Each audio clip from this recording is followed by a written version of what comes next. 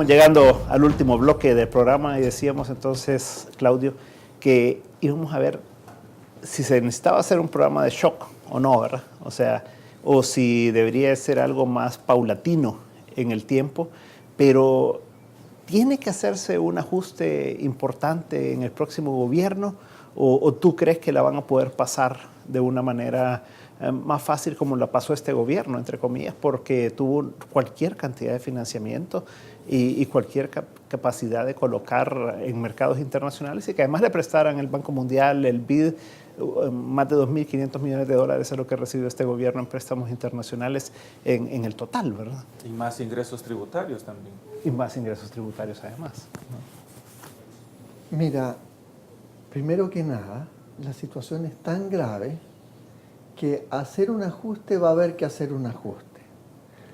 La única diferencia es que la parte más fuerte del ajuste no va a venir en los primeros días, porque el gobierno va a asumir el 1 de junio y en marzo hay elecciones parlamentarias nuevamente. Por consiguiente, la ventana de oportunidades son 4 o 5 meses, va a ser difícil. Yo lo veo esto de la siguiente manera para el próximo gobierno.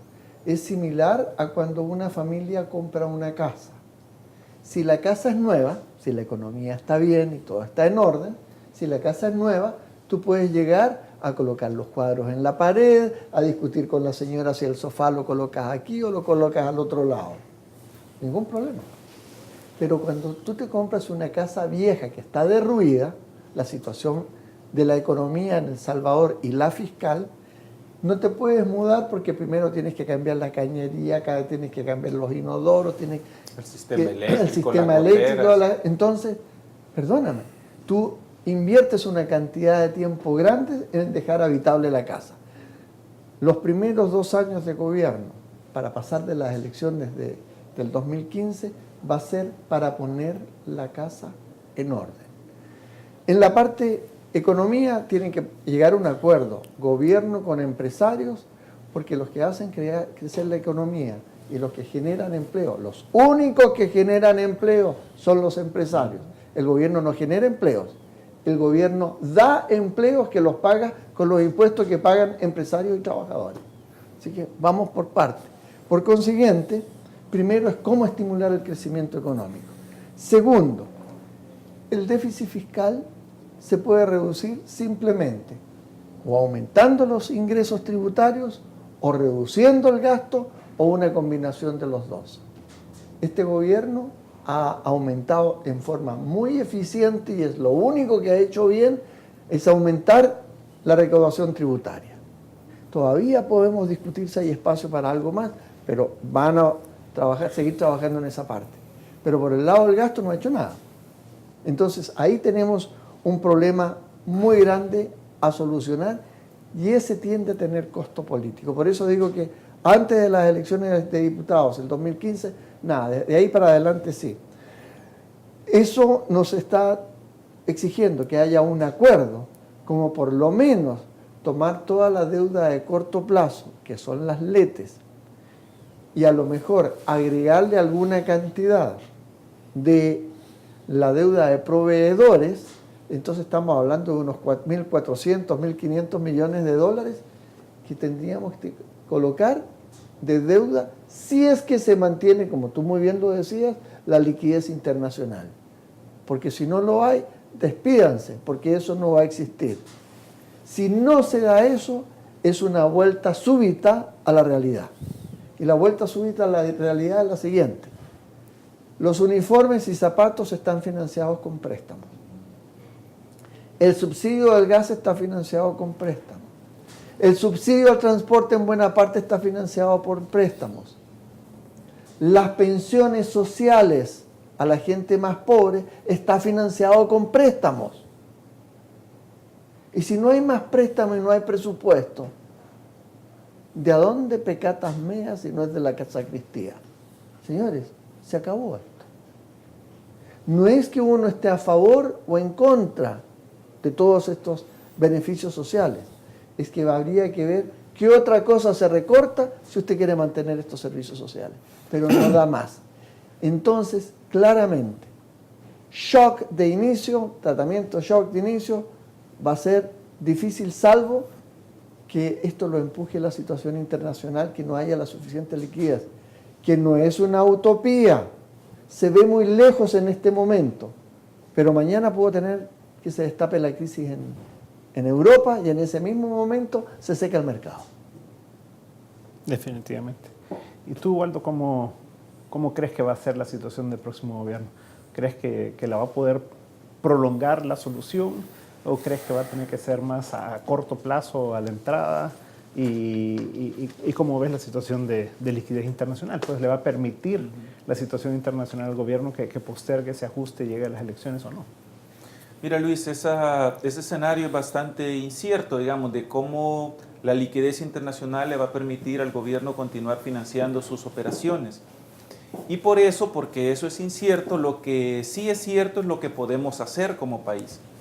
Y creo que la mayor parte de soluciones reales a los problemas del país está en manos de los salvadoreños, especialmente de los políticos. Y para eso se necesita un enfoque. Y el enfoque que hemos tenido hasta ahora es un enfoque muy paternalista, ¿verdad? Donde el niño crece y ya tiene 20, 25 años y el papá le sigue comprándole la ropa, dándole de comer, y así mantenemos al niño que ya no es un hombre, y le hacemos creer que necesita seguir dependiendo de papá Estado y que no se puede valer por sí mismo, porque pobrecito. Entonces, eso nos ha tenido consecuencias importantes en la manera en que los diferentes grupos de presión van al gobierno a pedir, ante cualquier problema, van al gobierno a pedir una solución. Incluso hasta varios grupos empresariales van a pedir al gobierno que le resuelva sus problemas cuando están en una situación de quiebra. Cuando la responsabilidad es de cada quien, siempre ha sido de cada quien. Y esa es la única manera. Entonces, ¿cuál es el enfoque? El enfoque debe ser en lograr que cada quien asuma las responsabilidades de su propio destino, que cada quien se valga por sí mismo. La economía en el colegio y en la universidad, cuando alguien saca una nota menor a 6, pues está aplazado, ¿verdad? O sea, 6 es una nota aplazada. Y lo mismo opera para la economía. Para hacer una economía desarrollada, que genere suficientes empleos, pues un país debe crecer al 6%. Cualquier tasa menor al 6% es aplazada. Y El Salvador tiene ya muchos años de estar en esa situación. Estamos aplazados. Entre 2006 y 2011 hay 650,000 nuevos salvadoreños que antes no eran pobres y ahora son pobres. 650,000 salvadoreños es mucha gente, son muchas familias atrás de eso. ¿Cómo resolvemos el problema? El problema tiene que ver con la inversión. Como ya mencionaba Roberto, necesitamos más inversiones. Un estudio que hacía FUSAES hace 12, 13 años, que lo dirigía Sebastián Edwards, si mal no recuerdo, hablaba que la tasa de inversión que necesita un país como El Salvador para crecer al 5 o 6% es de alrededor del 22% del PIB. Pues El Salvador ni en sus mejores años ha llegado a una tasa de inversión del 16%. ¿Por qué? Entre otras razones, porque los inversionistas, los que van a poner el dinero, que son cientos de empresarios, y no un grupo pequeño que quiere hacerle mal al gobierno, cientos de empresarios que cada día, Luis, buscan una oportunidad para generar riqueza. Cientos de empresarios que siempre están pensando cómo, dónde y cuándo invertir. Pues estos empresarios no han encontrado en El Salvador un ambiente propicio. Entre otras razones por la inestabilidad política. Porque para los políticos han hecho de la libertad de empresa, del respeto a la propiedad privada, del cumplimiento de los contratos, todo eso que debería ser una economía de mercado, lo han puesto equivalente a explotación, a malos salarios, a condiciones laborales, a aprovechamiento del mercado. Entonces tenemos una clase política que necesita cambiar y en ese sentido sería oportuno que los candidatos a la presidencia tuvieran en cuenta que sus propuestas, el nivel de la discusión que van a tener en los siguientes meses, las ideas que van a plantearle a la población deben estar enfocadas en propiciar que haya más salvadoreños y extranjeros que estén dispuestos a aportar, a apostar por este país y poner una pequeña empresa, un nuevo emprendimiento que genere más empleos. Y de manera natural aparece el problema fiscal, porque si hay más actividad económica, pues hay más ingresos y por lo tanto el fisco va a tener dinero para resolver y paliar parte de la difícil situación en la que ahora nos encontramos. Roberto, ¿tú ves con optimismo al futuro? Porque muchas veces uno ve toda esta situación complicada y todo y dice, bueno, ¿en realidad se podrá dar ese boom, entre comillas, de inversión y de confianza en el país que tú planteas? Bueno, recordemos, por ejemplo, que una situación mucho más difícil vivíamos a finales de los 80, pues, y con la firma de los acuerdos de paz, después del 92, la economía rebotó fuertemente. La inversión alcanzó uno de sus niveles más altos, no llegó al 22, pero llegó al 19%. Entonces, y la economía durante 4 o 5 años creció a tasas de 6, 6,5, 7%, ¿verdad? En ese periodo. Entonces, yo no veo que las cosas no puedan cambiar, que no puedan mejorar, que no podamos volver a ser altamente productivos o medianamente productivos, como sea. Yo en ese punto quisiera llamar la atención sobre una tendencia que hemos estado observando y que yo creo que se puede revertir fácilmente y mejorar las condiciones para la inversión. Es el tema de la competitividad. Durante ya un buen periodo de tiempo, desde aproximadamente 2004-2005, hemos estado retrocediendo en todos los indicadores de competitividad. Hemos estado retrocediendo en términos del World Economic Forum, en el Doing Business, en todo vamos para atrás. Y yo creo que eso explica mucho de ese estado en que la economía no crece, porque no puede competir. Hemos retrocedido demasiado en esas cuestiones. Se venía avanzando considerablemente en los años anteriores al 2005 y entonces entramos en este proceso de deterioro competitivo. Cada vez somos menos competitivos en relación con los otros países y en esta cuestión hay que ser más competitivo todos los días. Entonces, ahí hay muchas cosas que se pueden hacer, algunas fácilmente, algunas no requieren gastos y otras requieren grandes inversiones. Entonces, como las que no requieren gastos son cosas que se podrían hacer fácilmente, como por ejemplo, facilitar la creación de una empresa. Es un proceso simplificar. Crítico en el país.